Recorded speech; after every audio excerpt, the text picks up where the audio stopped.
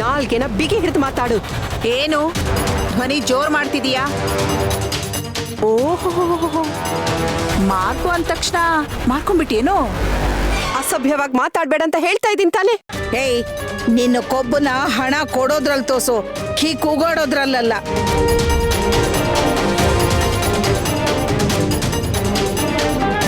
ನೋಡು, ನೀನ್ 1000 ಪಡ್ಕೊಂಡ್ರು ನಮಗ್ ಬರ್ಬೇಕಾಗಿರೋ 5 ಲಕ್ಷ ಹಣಕ್ಕೆ 1 ರೂಪಾಯಿ ಕಡಿಮೆ ಆದ್ರೂ ನಾವು ಮುಟ್ಟಲ್ಲ. ಆದ್ರೆ ನಮ್ಮ ಮಾತುಗಳು ಎಲ್ಲೆಲ್ಲಿ ಮುಟ್ತಾವೋ ನಮಗ್ ಗೊತ್ತಿಲ್ಲ. ಸುಮ್ನೆ ಹೇಳ್ದಷ್ಟು ಮಾಡಿದ್ರೆ ಸರಿ. ಏಯ್ ರಾಜಿ, ಇವಳ ಹತ್ರ ಏನೇ ಮಾತು?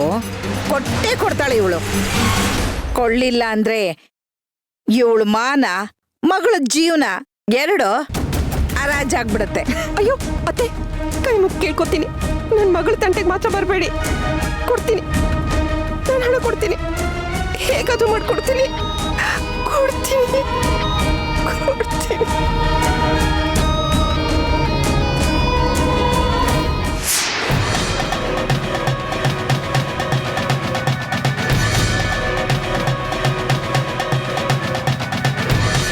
ಅಬ್ಬಾ, ಸದ್ಯ ಬಚಾವಾದೆ.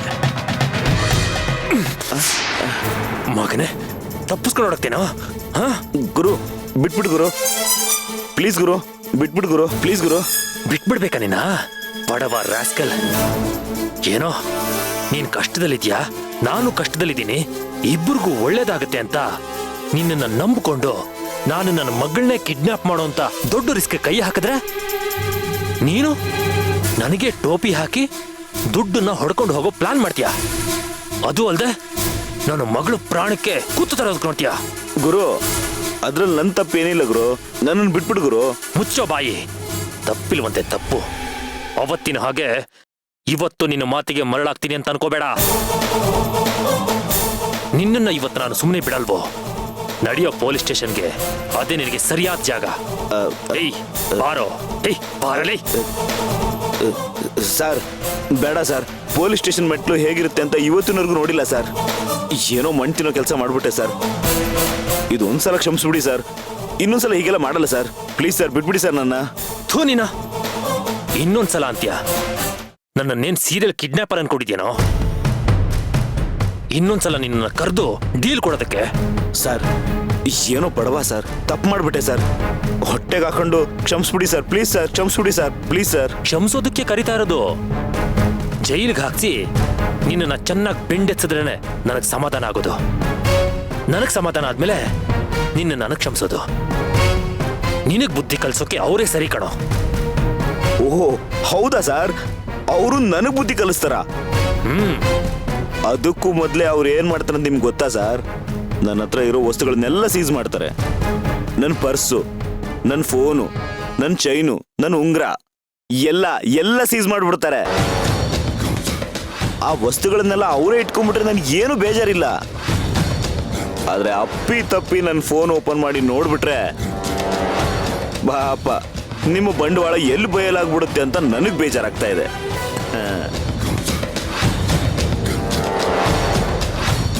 ಏನು, ನಿನ್ನ ಫೋನ್ ನೋಡಿದ್ರೆ ನನ್ನ ಬಂಡವಾಳ ಬಯಲಾಗತ್ತಾ? ಏನೋ ಹೆದರ್ಸ್ತಾ ಇದೆಯಾ? ತಪ್ಪಿಸ್ಕೊಳ್ಳೋದಕ್ಕೆ ಹೊಸ ದಾರಿ ಹುಡುಕ್ತಾ ಇದೆಯೇನೋ?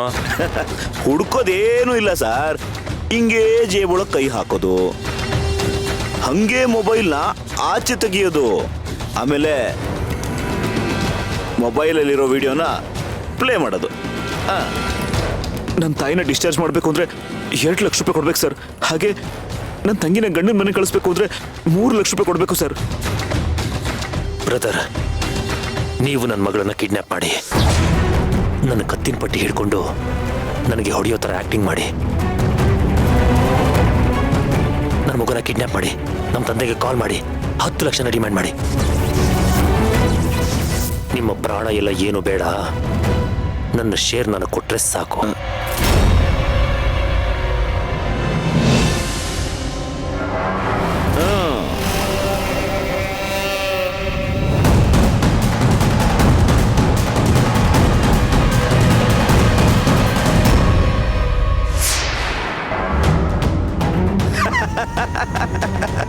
ಯಾಕೆ ಸರ್ ಸುಮ್ಮನೆ ಆಗ್ಬಿಟ್ರಿ? ಬನ್ನಿ ಸರ್ ಪೊಲೀಸ್ ಸ್ಟೇಷನ್ಗೆ ಹೋಗೋಣ. ಪೊಲೀಸರು ನನಗೆ ಬುದ್ಧಿ ಕಲ್ಸಕ್ಕೆ ಅಂತ ಕಾಯ್ತಾ ಇರ್ತಾರೆ. ಬನ್ನಿ ಸರ್, ಪೊಲೀಸ್ ಸ್ಟೇಷನ್ ಏನ್ ದೂರ ಇಲ್ಲ, ಇಲ್ಲೇ ಪಕ್ಕದಲ್ಲಿರೋದು. ಬನ್ನಿ ಸರ್ ಹೋಗೋಣ. ಅಯ್ಯ ಬನ್ನಿ ಸರ್. ಏಯ್, ನೀನು ಎಂತವನು ಅಂತ ಗೊತ್ತಿರಲಿಲ್ಲ ಕಣೋ. ಯಾಕೆ ಸರ್ ಹಿಂಗ್ ರೈಸ್ ಆಗ್ತಾ ಇದ್ದೀರಾ? ಬನ್ನಿ ಸರ್, ಲೇಟ್ ಆಗ್ತಿದೆ, ಬನ್ನಿ. ಏಯ್, ನೀನಿಂತ ಮೋಸ್ಕಾರ ಅಂತ ಗೊತ್ತಿದ್ದಿದ್ರೆ ನಿನ್ನ ಹತ್ರ ವ್ಯವಹಾರನೇ ಮಾಡ್ತಿರ್ಲಿಲ್ಲ. ಸರ್, ಗೊತ್ತಿರೋರ ಹತ್ರ ಈ ತರ ಎಲ್ಲ ವ್ಯವಹಾರ ಮಾಡಕ್ಕಾಗಲ್ಲ ಸರ್. ಅದಕ್ಕೆ ನಮ್ ಸೇಫ್ಟಿಗೆ ಅಂತ ಈ ತರ ಸಿನಿಮಾ ಎಲ್ಲ ತೆಗ್ದಿಟ್ಟಿರ್ತೀವಿ. ನೋಡಿ ಸರ್, ನಮ್ಗೇನ್ ಲಾಭ ಬೇಡ ಸರ್. ನಮಗೇನಾದ್ರೂ ತೊಂದರೆ ಆಗುತ್ತೆ ಅನ್ನುವಾಗ ಮಾತ್ರ ಈ ಸಿನಿಮಾನ ರಿಲೀಸ್ ಮಾಡ್ತೀವಿ. ಆವಾಗ ಕಲೆಕ್ಷನ್ ಮಾಡ್ಕೋತೀವಿ. ಅಂದ್ರೆ ನೀನ್ ನನಗೆ ಬ್ಲಾಕ್ ಮೇಲ್ ಮಾಡ್ತಾ ಇದೀಯಾ? ಈ ತರ ದುಡ್ಡು ಕೀಳೋ ಪ್ಲಾನ್ ಏನೋ? ಏಯ್, ಯಾಕೋ ಯಾಕೋ ನಗ್ತಾ ಇದೀಯಾ? ಬೇಡ್ಕೊಂಡ್ ತಿನ್ನೋರ್ ಕೈ ಎಂಜಲು ನೆಕ್ಕೋ ಬುದ್ಧಿ ನಮಗಿಲ್ಲ ಸರ್. ನೋಡಿ, ಆ ಕರ್ಮನೂ ನನಗೆ ಬಂದಿಲ್ಲ.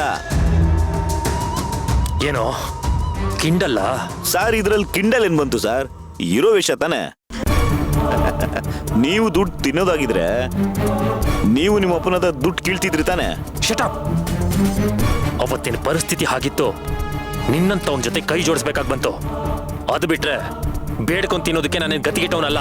ಹೌದೌದೌದು, ನೀವು ಮಾತ್ರ ಸಾಚಗಳು, ನಾವು ಮಾತ್ರ ಮೋಸಗಾರರು, ಕೊಲೆಗಾರರು, ನಂಬಿಕೆ ದ್ರೋಹಿಗಳು ಅಲ್ವಾ? ನೀನು ಅದನ್ನೇ ತಾನೇ ಮಾಡಿದ್ದು.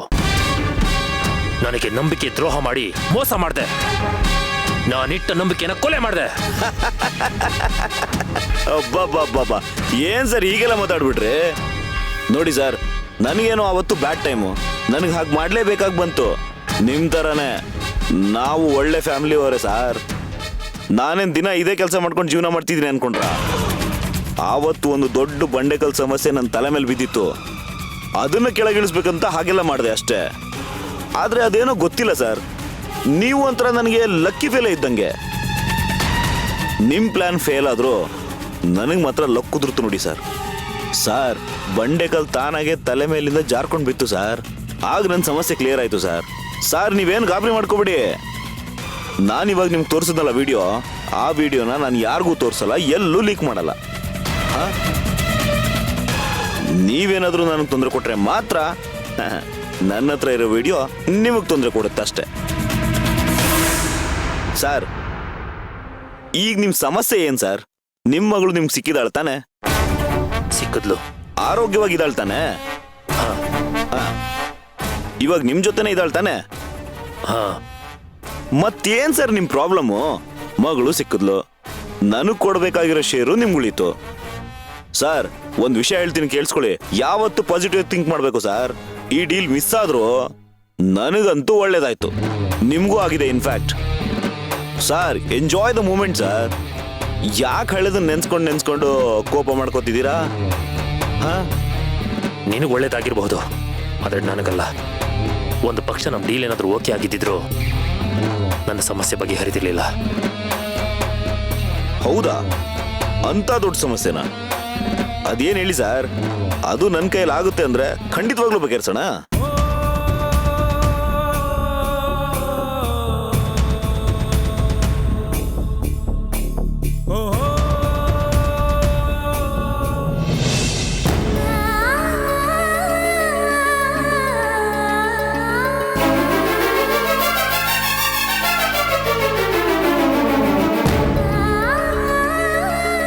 ಯಾಕೆ ನನ್ನ ಮಗನ್ ತಿಂದಿ ಸಾಲ್ದು ಅಂತ ಇನ್ನು ತಿನ್ಬೇಕಾ ನೀನು?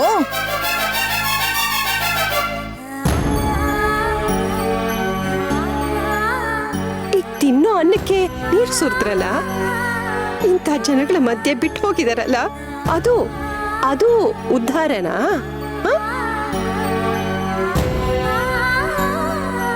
ಅವಳ ಮದುವೆ ಒಂದು ಆಗ್ಬಿಟ್ರೆ ಆಮೇಲೆ ನಾನು ಎಲ್ಲಾದ್ರೂ ದೂರ ಹೋಗ್ಬಿಡ್ತೀನಿ.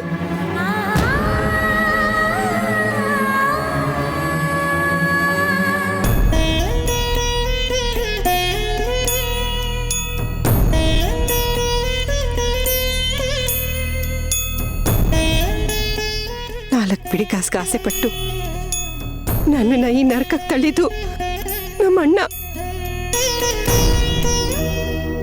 ನೀನ್ ಯಾರ್ದಾದ್ರೂ ತಲೆ ಹೊಡಿತೀಯೋ, ಕನ್ನ ಹಾಕ್ತೀಯೋ, ಇಲ್ಲ ಭಿಕ್ಷೆ ಬೇಡ್ತೀಯೋ, ಇಲ್ಲ ನಿನ್ನೆ ನೀನ್ ಮಾರ್ಕೋತೀಯೋ.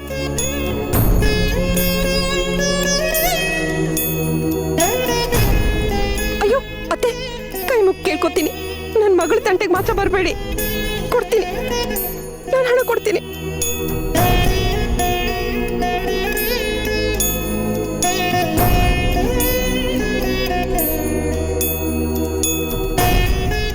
ಇಲ್ಲ, ನಾನೇನಾದ್ರೂ ಮಾಡ್ಲೇಬೇಕು. ಅಮ್ಮನ್ನ ಆ ಚಿತ್ರಹಿಂಸೆಯಿಂದ ಕಾಪಾಡ್ಲೇಬೇಕು. ಆದ್ರೆ ಹೇಗೆ? ಏನ್ ಮಾಡ್ಲಿ ನಾನು?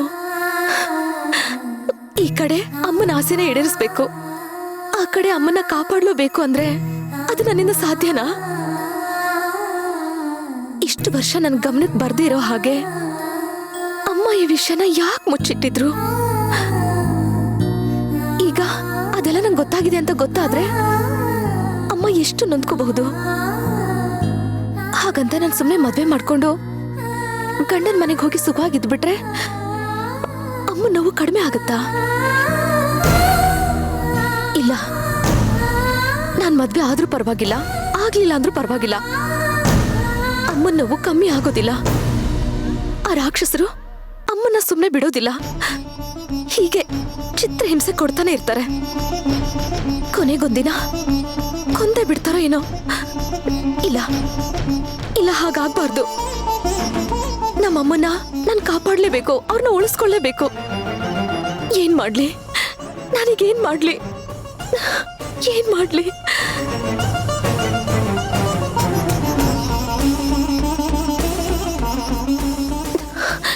ಎಸ್,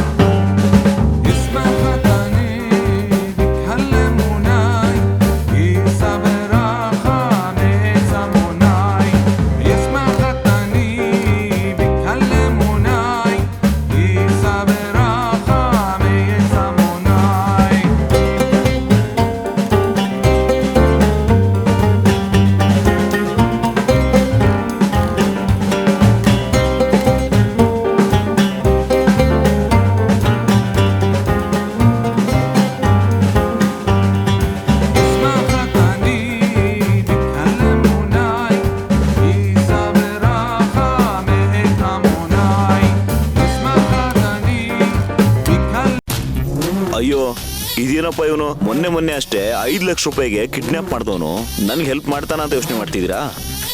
ಸರ್, ನಿಮ್ಗೆ ಭೇಟಿ ಆದ ಕೂಡ್ಲೇನೆ ನನ್ನ ಸಮಸ್ಯೆಗಳನ್ನೆಲ್ಲ ಆ ದೇವರು ಲೂಟಿ ಮಾಡ್ಬಿಟ್ಟ sir.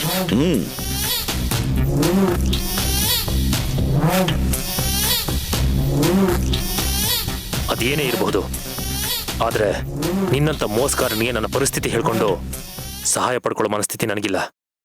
Just get lost. Sir, ಈ ಮಾತನ್ನ ವಾಪಸ್ ತಗೊಳ್ಳಿ ನೀವು. ನಾನು ಬೇಕು ಅಂತ ಮೋಸ ಮಾಡಲಿಲ್ಲ ಸರ್. ನಿಮ್ಮ ಮಗಳೇ ಪ್ರಾಬ್ಲಮ್ ಕ್ರಿಯೇಟ್ ಮಾಡಿಬಿಟ್ಲು, ನಮ್ಮ ಕಣ್ ತಪ್ಪಿಸಿ ಓಡೋಗ್ಬಿಟ್ಲು. ನಾನೇನು ಮಾಡಲಿ ಸರ್, ಅವತ್ತಿನ ಪರಿಸ್ಥಿತಿ ಹಾಗಿತ್ತು. ಅದಕ್ಕೆ ದುಡ್ಡು ತೊಗೊಂಡು ಓಡೋಗಕ್ಕೆ ನಾನು ನೋಡಿದೆ ಅಷ್ಟೇ ಸರ್ ನಡೆದಿದ್ದು. ಅದು ಬಿಟ್ಟರೆ ನಿಮಗೆ ಮೋಸ ಮಾಡಬೇಕು ಅನ್ನೋ ಉದ್ದೇಶ ನನಗಿರಲಿಲ್ಲ ಸರ್. ಅದು ನನಗೆ ಹೆಲ್ಪ್ ಮಾಡಬೇಕು ಅನ್ಕೊಂಡವ್ರ ಪಾಲಿಗೆ ನಾನು ಯಾವತ್ತೂ ಹನುಮಂತ ಸರ್. ಸದ್ಯಕ್ಕೆ ನೀವೇ ನನ್ನ ರಾಮ, ನಾನೇ ನಿಮ್ಮ ಹನುಮಂತ. ನಿಮ್ಮ ಸಮಸ್ಯೆ ಅದೇನು ಅಂತ ಹೇಳಿ ಸರ್. ಅದು ಏನೇ ಪ್ರಾಬ್ಲಮ್ ಇದ್ರೂ ಸರಿ, ನಾನು ಬಗೆಹರಿಸ್ತೀನಿ.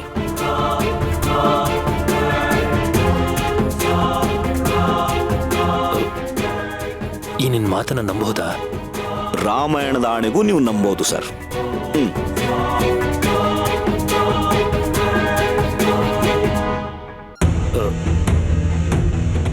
ನೋಡು, ನನಗೆ ಹಣದ ಸಮಸ್ಯೆ ಇದೆ, ಬಗೆಹರಿಸ್ಬೋದಾ?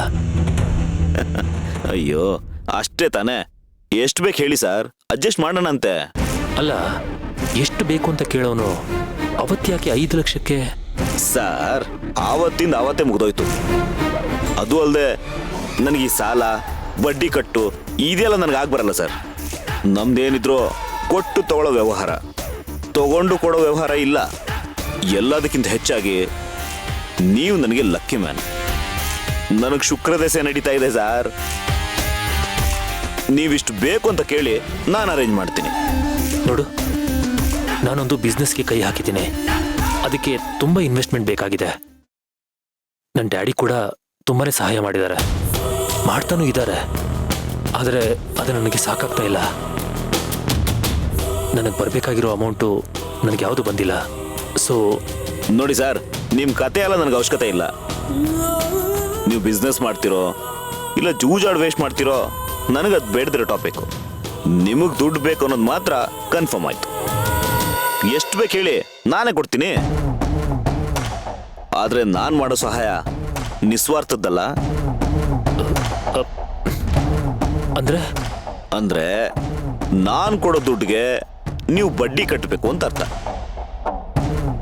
ನನ್ನ ಈ ಟರ್ಮ್ಸ್ ಅಂಡ್ ಕಂಡೀಷನ್ಸ್ ನೀವು ಒಪ್ಪೋದಾದ್ರೆ ಹಣ ಕೊಡೋದಕ್ಕೆ ನಾನು ರೆಡಿ.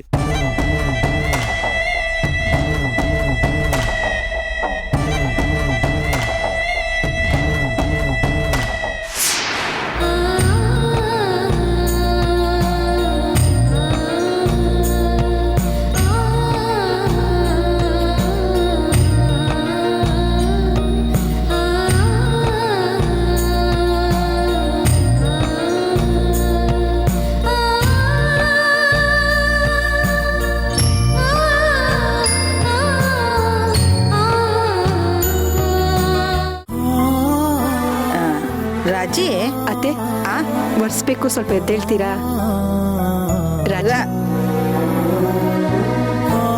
ರಾಜಿ, ಅತ್ತೆ, ಕಾಲ್ ತೆಗಿರಿ, ಒರೆಸ್ಬೇಕು. ಏನಂದೆ? ಒರೆಸ್ಬೇಕು, ಒಂಚೂರು ಎದ್ದೇಳಿ ಅಂತ. ಅಮ್ಮ, ಪಾಪ ಅವಳು ಒರೆಸ್ಬೇಕಂತೆ. ನಿನ್ ಕಾಲ್ಗಳನ್ನ ಸ್ವಲ್ಪ ಆ ಕಡೆ ಇಟ್ಕೊಳ್ತೀಯಾ? ಒರೆಸ್ತಾಳಲ್ವಾ? ಎಲ್ಲಿ ಎಲ್ಲಿ? ಇಲ್ಲ ಇಲ್ಲ. ಅಯ್ಯೋ,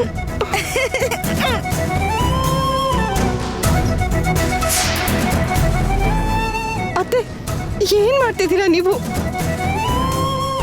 ಏ ರಾಜಿ, ಕೂತ್ಕೊಂಡು ತಿಂತಿದೆಯಲ್ಲೇ, ಅವಳು ನೆಲ ಒರೆಸ್ಬೇಕಂತೆ. ಎದಳ ಮೇಲೆ. ಇಲ್ಲೋಕೆನಾ? ರಾಜಿ, ಇಲ್ಲಿ ಕಾಲಿಡ್ಲಾ? ಎಲ್ಲಿಡ್ಲಿ ಅತ್ಗೆ?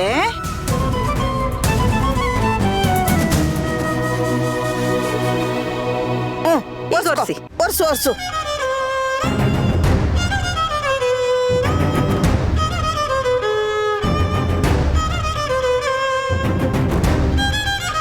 ಅತ್ತೆ, ರಾಜಿ, ಏನಿದೆಲ್ಲ? ಯಾಕೆ ಈ ರೀತಿ ಹಿಂಸೆ ಕೊಡ್ತಿದ್ದೀರಾ? ಅಲ್ಲ, ಒಂದ್ ಕಡೆ ಕೂತ್ಕೋಬಾರ್ದಾ? ಒಂದ್ ಕಡೆ ಕೂತಿದ್ದವ್ರನ್ನ ಕೆಣಕಿದ್ಯಾರೆ? ನಾವೇನಾದ್ರೂ ನಿನಗೆ ತೊಂದರೆ ಕೊಡಕ್ ಬಂದಿದ್ವಾ? ನೀನೇ ತಾನೆ ನೆಮ್ಮದಿಯಾಗಿ ಕೂತಿದ್ದವ್ರಿಗೆ ತೊಂದರೆ ಕೊಟ್ಟಿದ್ದು.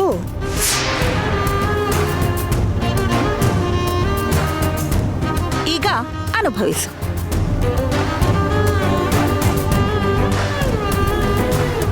ಅಜ್ಜಿ, ಅತ್ತೆ, ನವಮಿ, ಅಮ್ಮ, ನೀನೇನು ಮಾತಾಡಬೇಡ. ನೀನ್ ಸುಮ್ಮನೆ ಇದ್ಬಿಡು.